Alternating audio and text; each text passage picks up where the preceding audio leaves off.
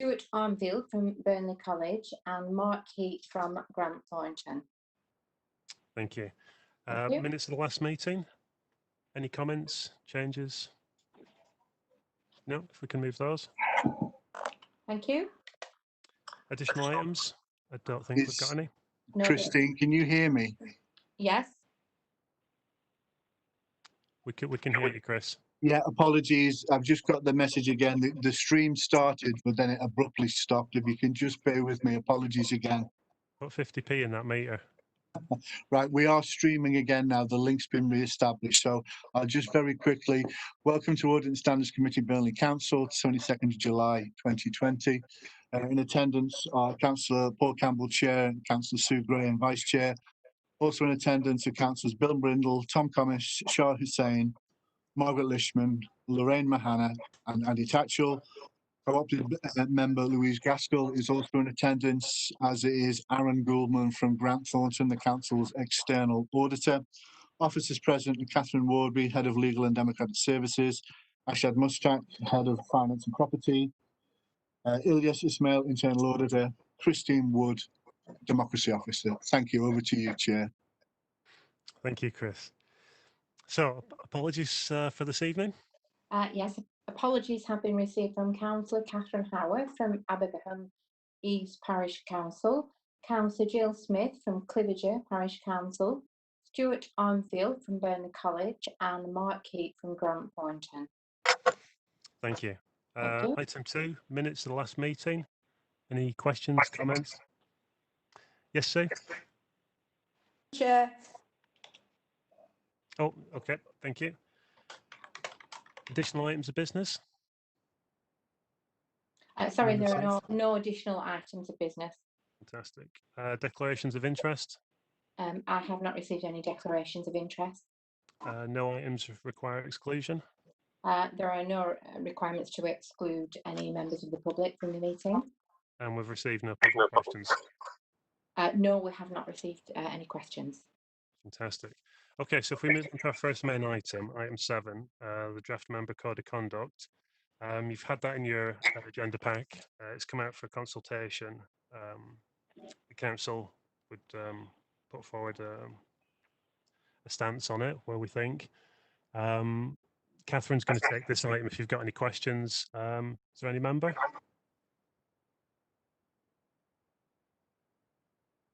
No? Catherine, do you want to add anything? No, I have. Additional? I have a question. Oh, go on, Andy. I've done an RTS, but nobody's All picked right. it up. Am I okay, Paul? Yeah, go ahead, Andy. Okay. If you look at the report and look at section 2.2, section 5, summary of key points, and section 8, basically what it leads is, in section 5, it's considered that the sanctions which are available are not sufficiently robust enough to address serious misconduct or repetitive low-level misconduct, which then erodes public confidence in ethical standards. Putting all individuals or names or anything at all to a side, looking for a process that actually works, and conceding that the one we've got is not that great. The first disappointment, obviously, is the paragraph 8, which basically says that instead of any sort of meaningful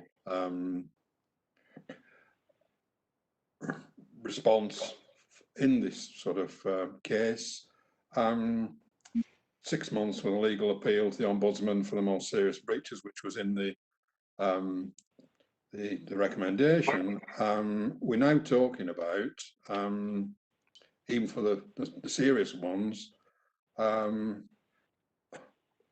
not being able to attend committee meetings for up to 2 months. I mean, you may as well just scrap the whole thing. I mean, to be honest, we're not moving anywhere with this. I mean, there are actually members who have been in this council in the last 2 or 3 years, and I mean this in the nicest possible way, who actually aren't on committees because they don't actually qualify by having more than one. And basically that doesn't cater for that at all. It's doubly disappointing because in the recommendation, basically, instead of responding, it may well be that the process is like this, but it's unfortunate if it is, whereas we don't respond as a council and say, sorry, this is unsatisfactory, and you're playing with a feather duster here. It actually, the only basic way into it with the recommendation scenario is that each individual member makes their cases to the LGA as individuals. You and I know that always gets a low return, which is possibly what they're looking for in the first place. But I see a little point in actually asking us as a council and a committee what we think, but not taking the response as a committee and as a council, but you've got to go your own way and object on your own behalf. I think, to be honest, you can't be happy with the outcome or where it's going to. Thank you. No, I completely agree with that. Chair, can I respond Yeah, to Councillor Tatchell's points? Yes, I think in local government circles, your disappointment is shared with other organisations that the code, that the new proposed code, contains very little of few sanctions to deal with breaches, and certainly the proposal, which was to suspend a member for 6 months, suggested by the Committee in Standards for Standards in Public Life, hasn't been brought forward, and that is disappointing. But we, obviously we have an opportunity to, through the engagement with the consultation process, to let the LGA know that we are dissatisfied. And I do not have any objection to canvassing the views of this committee on their views on the Code of Conduct, the draft Code of Conduct, and putting them together in a collective letter from the council to the LGA. It was just because the LGA are recommending engagement with members and offering webinars and questionnaires, it seemed an appropriate thing for officers to give their own opinions rather than me suggest a particular form of words, and that not be something that was supported by the committee. But I'm certainly very happy to take members' views forward and include them in a formal response from the council. Okay, thank you, Catherine. Thank you, Catherine. Sue? Chair, Councillor Graham is requested to speak. Thank you, Chair. I agree with what Andy has said. There's nothing in there really that helps any authority, any organisation deal with the sort of low level of persistent spoilers, if you will. Somebody who's sort of determined to be disruptive to a process. And a 2-month suspension from committees, as Andy quite rightly said, is worse than useless. I mean, for a start, we may well have a 2-month gap between committees. Quite often there is a length like that.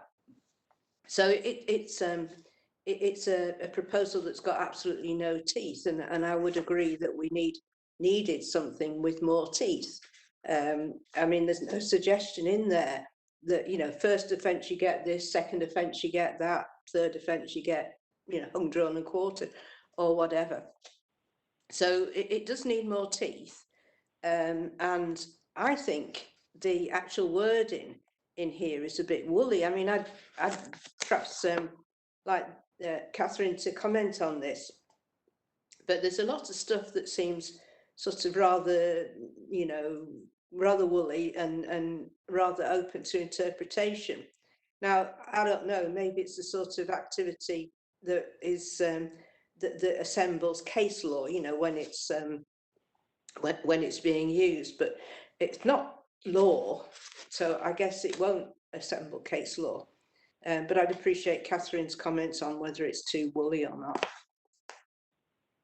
Thank you, Chair. I think that's one of the observations by some of the commentators, that it is open to interpretation or misinterpretation, and that certainly some of the concepts need better definition. For example, the notion of civility is something new which is introduced by this code, and the view is that that's not something that people are necessarily, they don't necessarily interpret it in the same way as respect, and they feel that respect is the appropriate adjective rather than civility. So definitely there are concerns in local government circles about the way the code's been drafted, and I know that the lawyers in local government organisation and ADSO, which is the Association of Democratic Services Officers, are all going to put their representations in relation to improvements to the code.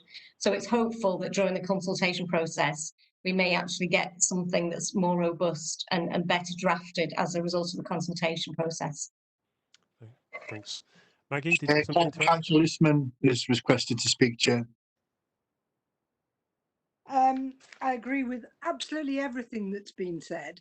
I do think it's very woolly. I think the sanctions do need to be on a sliding scale, but I wouldn't go as far as hanging and quartering anybody because it's very messy. But could I suggest that if I put a proposal that we do canvass views, that Catherine canvasses views and makes all members of council aware of this process, but that we send a response from the chair of this committee, rather than it going from officers, to send it from Paul as the chair of Audit and Standards, to incorporate all of the responses that you might get from all members of council, and to make sure that we do make those points, because I think it's right to have a standard code of conduct, but it's very important that it contains appropriate language, that it's clear, and that it has a sufficiently robust process of sanction for where it's required. And we haven't got that with this. So I do think, you know, email all the councillors, tell them when the webinars are, ask them for their views about this with a link to it, but certainly draft something for Paul to send in would be my suggestion. Thank you, Maggie. Noted. Any other members? No questions received, Chair. Just to close that item off then, I'm completely on the same page as everyone that's spoken. My annoyance, if you will, on reading the draft is that we were here like a year ago and we decided not to pursue any changes ourselves because this was being looked at and they were looking at the 6-month suspension, and it looked like they were going really heavy and they were taking it seriously. Now they've come back with like not really any progress. I think unless the sanctions are like material and something that councillors are going to be bothered by, then it doesn't really add any weight to the process, because you go through the process, you come out the other side, and you're ready to go through it again because nothing's changed. So yeah, disappointing. So I'll speak to Catherine this week, and we'll take that up further. But yeah, I think we should maybe highlight the consultation to the wider council and get them to participate. Okay, thank you. Thank you. So moving on to item 8, internal audit, annual audit opinion. Asad, I think, do you want to say anything in advance of this? No, I'm going to let Ilias just take this item, and I might come in afterwards. Okay. Ilias, do you want to take it as stood? Thank you, Chair. Good evening, everyone. This is the report to members on the annual opinion of the internal controls of the council for the last financial year, 1920. And it supports the KGS, the annual governance statement, which is required under the Accounts and Audit Regulations 2015. The overall opinion is that the council's internal controls continue to operate effectively, which is good news. The opinion is based on the work that we've done over the year and takes into account the implementation of the actions identified to management via the audit reviews that have been carried out. So the Appendix 1 shows the audits completed in the assurance level for each one. From a planned target of 22 audits, we delivered 26 in the year, and all high priority actions that had been identified have been implemented. In terms of investigations, there were no specific referrals in the year from the council service units, but we did carry out an investigation for Burnley Leisure, which was reported to them accordingly. And in line with the public sector internal audit standards, a quality assurance and improvement program has been maintained throughout the year and included file reviews and client feedback surveys, and there were no issues to report from this area. And in relation to the impact of the coronavirus pandemic, internal audit are not a priority service, and so audit have continued to support the corporate business continuity response and assisting other services of the council whilst maintaining independence. This has had more of an impact on Q1 of this year and not so much on the last financial year. Happy to take any questions, Chair. Thank you, Elias. Any member? Nope. I think we're all good on that. Okay, thank Chair. you, Elias. Oh, Chair, can I just add a very quick comment? yeah, go ahead. So yeah, I just want to kind of thank the internal audit team for all the great work they've done. It's been a fantastic year in terms of the quality of the audits, and the feedback's always been great. And I can't thank them enough for all the work they've done through this pandemic as well. They've been involved in very different areas, from modelling deaths across the county to supporting the business grant support scheme at speed. So I just want to kind of put on record our thanks to them. Elias is right, their numbers won't look great this year, but that's to be expected. It's been they've been flat out on other things. So just my appreciation to the team. Thank you. Appreciate that. I think it's fair to say that audit might be one of those departments that every year that something comes up, like we had the GDPR, where they put under pressure, stretched to the limits, and then they think they just get out of that, and then they're into this. It's like every year they're tested, but every year they do step up. So it's rightly deserved. Thank you. I call that, Chair. So next is agenda item 9, annual governance statement, and again I think this is Ilias. Do you want to say anything in advance of this? I don't know if you can hear me, Chair. Yeah. Yes. Is that Ian? It's Ian, yes. Hi, Ian. If that's okay, I can take this one, Chair. Yep. I'm Ian. Yes, our annual governance statement. As Ilias pointed out, the internal audit opinion is a part of this particular statement. So the recommendation is that this committee approves this statement, and that's important that they do approve the statement, because it forms part of the sort of underlying and underpinning control mechanism that the final accounts have been produced in. So I would say, despite the impact of the pandemic, the AGS requirements of the council were not modified. So we had to undertake a full review, and that has been undertaken, and the report has been generated based on exactly the same processes as we would carry out in a normal year. So we followed the processes we've previously reported, but fortunately we've identified no significant issues in the internal control or the internal governance state systems to report. As such, it's a complete and full statement, and it's been signed off by both the leader of the council and the chief executive officer. We will be looking to re-sign this particular document to accompany the final accounts when they're prepared. Happy to take any questions, Chair. Thank you, Ian. Any member? No, I think we're good. Thank you, Ian. No questions received, Chair. Sorry, me again. Yes. Sorry, Chair, is it all right if I just very quickly just say something? Yeah, jump in. So this is probably not the right place to say it, but there's no clear item on the agenda. I just wanted to update members on the final accounts in general. So the annual governance statement is a key part of it. Normally we'd have up until the end of May to produce a draft set of accounts, and then bring them to audit committee in July once they've been audited.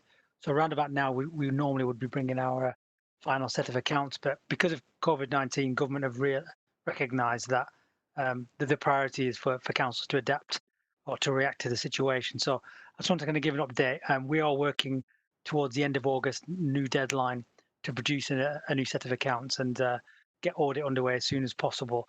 So they'll be coming probably towards the back end of this calendar year, which is obviously a lot later than usual, but it's a recognition that we've all been flat out doing other things. So that work's underway, and we'll report back later in the year with a firmer deadline, Chair. Thank you, Asad. Thank you. Okay, so item Hi, 10. sorry, Chair. This is Aaron Goldman from Brent Thorns. I'm wondering if that would be an appropriate time for me to make a brief comment as well, considering we don't have an item either. No, feel free, jump in. Okay. Yeah, so just echoing Asad's point, we're working to the new deadline, 31st of August, the latest, to receive the accounts. I think due for our detailed work to start, take place mainly in September and October. We have been liaising with officers to start work early where we can in some of the key areas. So we've been doing that this month. We're all remote working at the moment, all from home, and that's probably foreseeable. And we do have there is scope now to return to client offices for the rest of the year, but there is a thorough risk assessment procedure for us to go through. So it's going to be on a very exceptional basis. It may not be needed for this audit.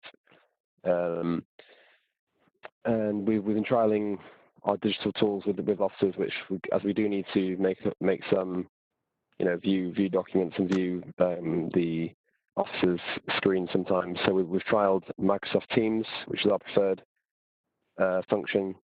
We've trialed that with officers. That's worked fine. So we're happy to go with that. We've been using that. We completed all our NHS audits remotely, and that's gone well. Although obviously there'll be a need for flexibility depending on how the pandemic progresses. I think that's all for me. Unless anyone had any questions, I want to be able to answer everything that Mark would normally answer. But I'm happy to try. Chair, Councillor Graham.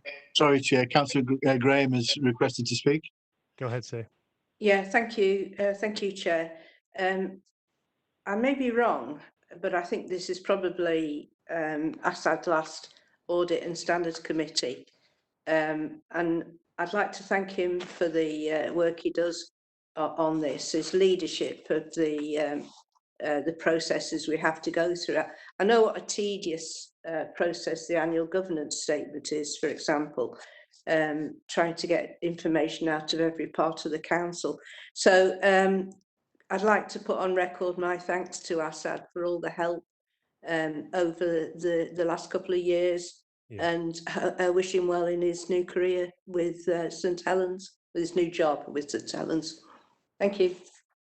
Thank you, Sue. Yeah, I think we'd all echo that. Asad has brought a lot to the committee in his professionalism and always getting the job done.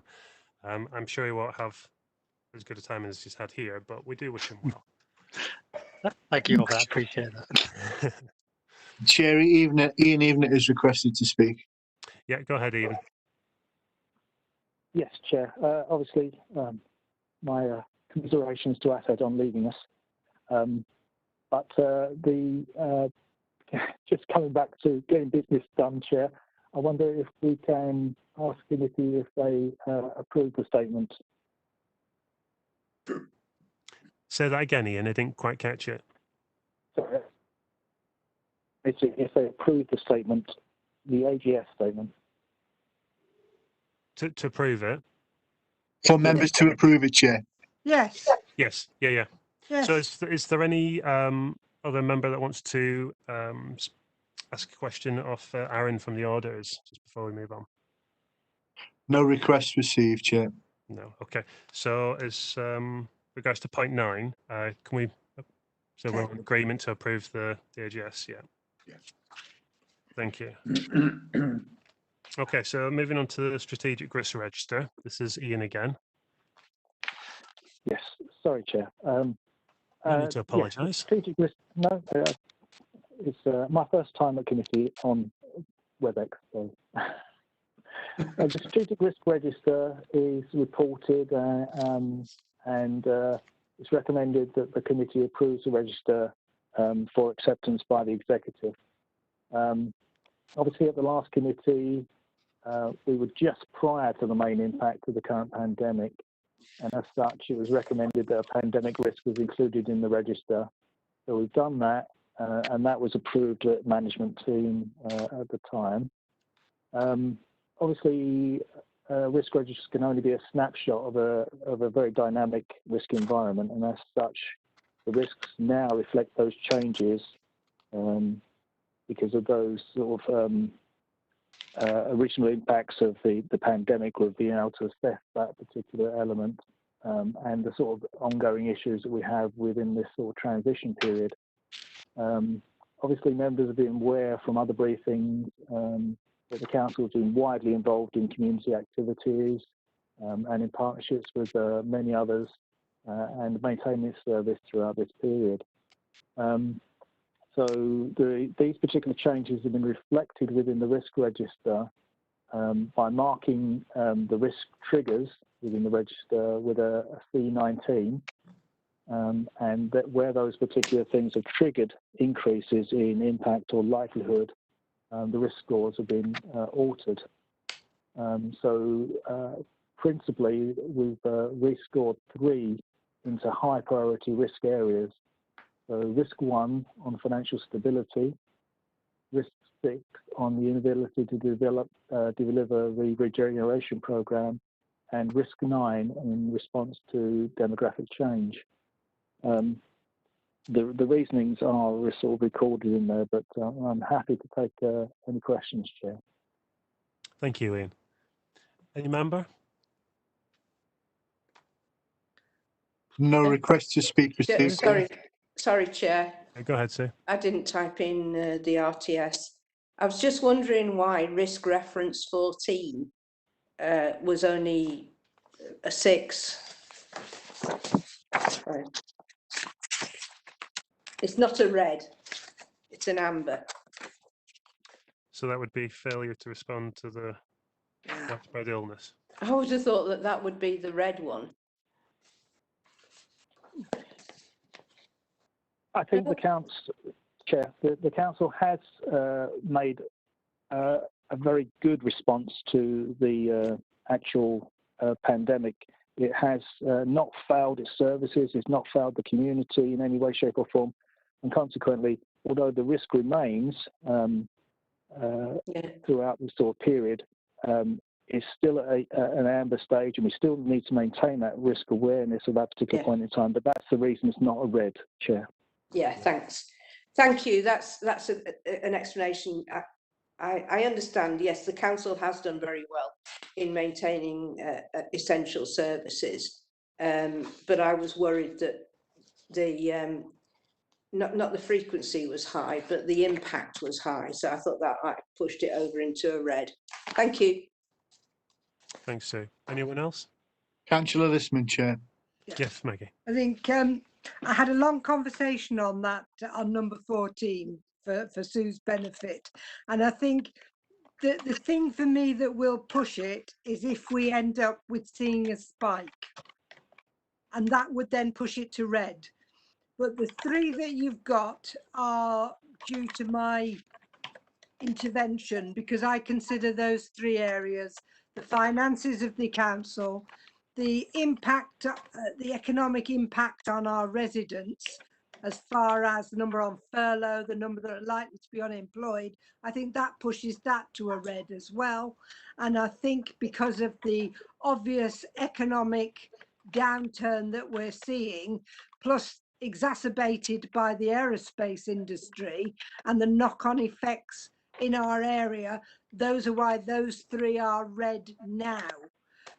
As soon as we get a spike, and I feel very uncomfortable surrounded by Pendle and Blackburn, then we will go red on that one as well. Thank you, Maggie. I think this comes back to what we said at the last meeting, where we brought up a similar question, and it's because it's the council's ability to provide services, not necessarily the impact of the actual virus, which is where we were a bit stuck between. Okay, thank you, Ian. No other questions? None submitted, Chair. No request to speak. Great stuff. Okay, so on to the work programme. This should be as read. Chris, have we got any changes to this in light of what Aaron's said? Chair, Dean will update you, through you, Chair. Sorry, internal audit effectiveness was an area to be considered at this meeting. I wondered, Ian, can you update on this item, please? Thank you. Yes, Chair. We have looked at the internal audit effectiveness. We found no problems with it, so there's nothing really to report on that particular thing. We can present the 300 question list and break down those particular things, but we've incorporated it into the annual audit opinion. And obviously it's a component to have an effective audit service as part of the AGS as well. Thank you. Any other member? No requests received, Chair. No, I think we're good. In that case, I'll close the meeting. Thank you all for attending. and we'll see you at the next one. Thank you. Thank you.